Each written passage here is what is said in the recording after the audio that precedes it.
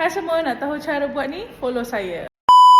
Kalau you all nak tahu record yourself yang saya tunjukkan di Canva hari tu, boleh juga digunakan melalui smartphone anda. Nak tahu caranya? Jom. Mula-mula buka design you all, klik pada upload, klik record yourself, record a talking head. Kemudian dia akan keluar paparan macam ni. Pastikan kamera dengan mikrofon, klik pada pangkah. Bila dah set up semua, klik pada record. Akan keluar countdown lah nanti kan. 3, 2, 1. Dan you all teruslah record apa yang patut. Saya tunjuk sekejap macam ni kan. Okey, bila dah ada macam ni, kalau nak slide terus, you slide je.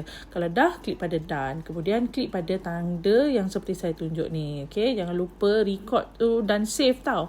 Okey, nak tengok dekat mana? Ada dekat video. Bila ada tanda warna biru tu, maksudnya dia sedang upload masuk dalam Canva ni. Okey, kita bukalah.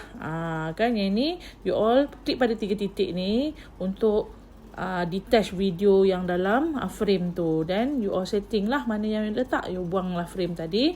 Okay, sekarang kita nak buang background. Klik pada background remover ni. You all tengok lah dalam video ni kan. Okay, dah ada dah macam ni. Okay, letaklah mana dia nak letak. You all nak letak lah kan. Okay, kemudian klik pada atas ni untuk download. Klik pada download. Okay, pastikan MP4 download. Okay, kita tunggu sekejap. Kalau keluar macam ni, you slide dia, swipe dia ke bawah. Okay, dah siap. Jom kita tengok hasilnya. Hai murid-murid, selamat datang ke kelas Bahasa Melayu. Hari ini kita buat latihan kata adjektif sekolah rendah. Ada pilihan jawapan disediakan tau.